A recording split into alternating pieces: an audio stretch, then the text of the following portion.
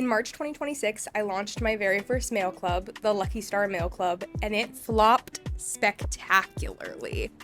In April, I only had one member. In May, I had one member, and then my one member canceled, and I felt absolutely defeated.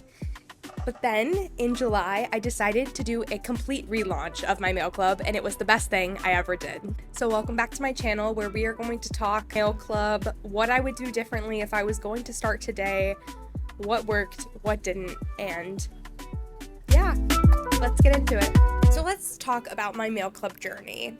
Last July, I started learning how to do printmaking, and I fell in love with it.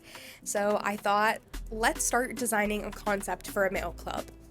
And I really wanted to lean into the ocean theme. I love the ocean. Anyone who knows me knows that. And I had the idea for the Pacific Print Club.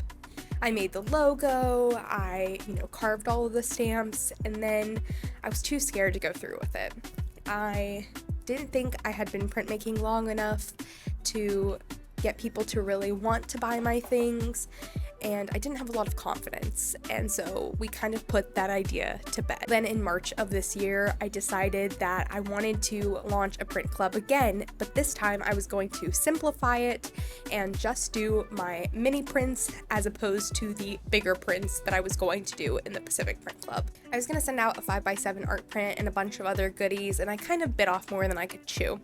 So this time, with the Lucky Star Mail Club, I was really focused on simplifying it as much as possible and sticking to a smaller print that I could more realistically make in bulk, because I was trying to think of the long term.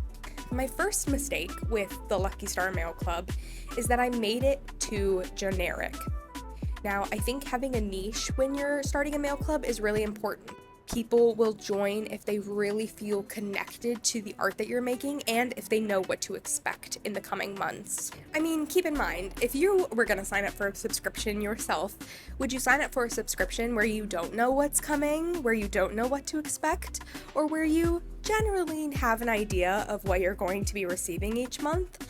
And I think, especially in this economy where money is tight for everyone, I think you are just more likely to spend money on something where you know kind of what to expect, at least. My overall theme for the first one was really just mini prints. It didn't really have a direction. The theme was whimsy, but I don't think that came out very well in the art that I was creating necessarily.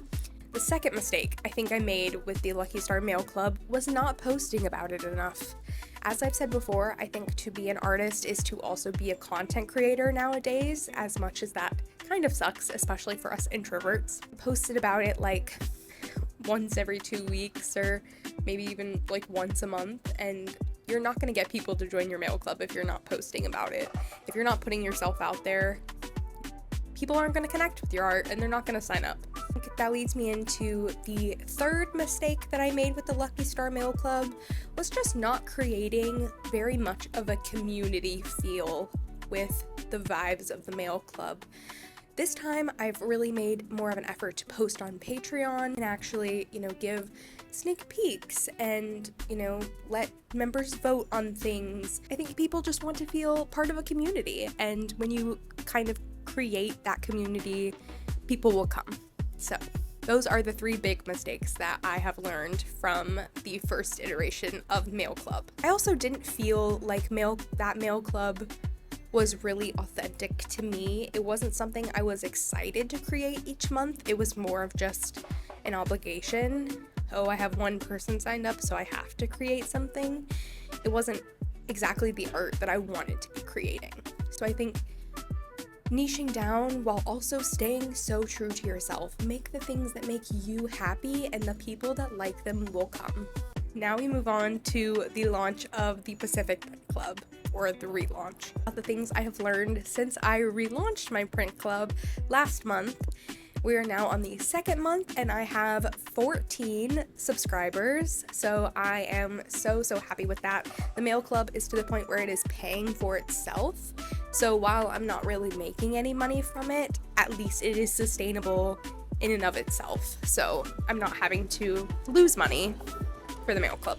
So obviously the first lesson kind of correlates with the first mistake I made, and that was not niching down. And I think since I started focusing specifically on an ocean niche and trying to attract people that are very similar to me, that, would have studied marine biology in another life, and creating that community where those ocean lovers and art lovers can kind of coexist, made it really successful. The second thing I learned, and it kind of goes along with the content creation mistake, is that people love to see the behind the scenes of what you're doing. And I am still kind of making this mistake, and it's really hard for me to show the behind the scenes because I'm so focused and involved in what I'm doing that I forget to film it. I just carved the print for September, didn't film a lick of it. But people love to see the behind the scenes content. They love to see the handmade intention that you are putting behind your products. So that is one thing that I am still working on, is filming more of the behind the scenes. For printmaking, people love to see the carving, they love to see the inking, they love to see you pulling the prints, they love to see the process. Thing that you should definitely implement sooner rather than later.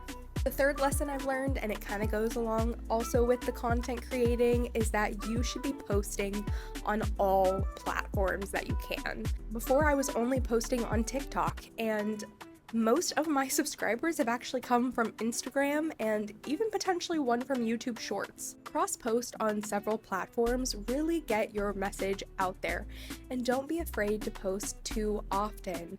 Your followers aren't seeing every single video you post. The algorithm just isn't working like that. So you're not bugging people. Post as much as you can. Get your mail club out there in front of people. Don't be afraid to post. So what would I do differently if I was going to start my mail club today? Well, first, I would batch film a ton of behind the scenes content because people really love that. So while you are creating your first month, make sure you are documenting the entire process, from ordering your supplies to actually making the things to stuffing the envelopes, all of it. You can make content out of all of it. So that is where I would start. Like I said, I would also start posting on other platforms sooner. I did not take Instagram or YouTube as seriously as I should have, and as seriously as I took TikTok in the beginning. I was only posting on TikTok, and I was losing out on a significant amount of community and support by not posting on the other platforms. Even though it might seem a little overwhelming at first, I promise the rewards are worth it in the end. You will have an even bigger community to work with. The last thing I think you should go into starting your mail club is really make sure you have an idea of the theme that you want and plan out months in advance. Right now, I have planned out through about April of 2027. And not that you have to have an idea of every single thing that's going to go into an envelope, but you should have a general idea of what you want your theme to be and stick to it so you don't have to have your mail club flop and relaunch like I did.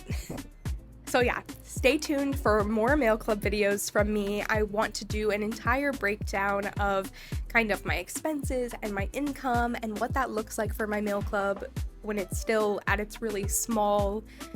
14 members is not that small. A lot of mail clubs just aren't pricing their things appropriately, but if you are, you don't need that many members to break even. You can be successful too. You don't need to have a huge following. I know I don't. And yeah, if you want to start a mail club, I am rooting for you. You should definitely do it. Leave your questions in the comments, and I would love to answer them in future videos. If you've made it this far, I would love it if you subscribed. Love you guys. Toodles.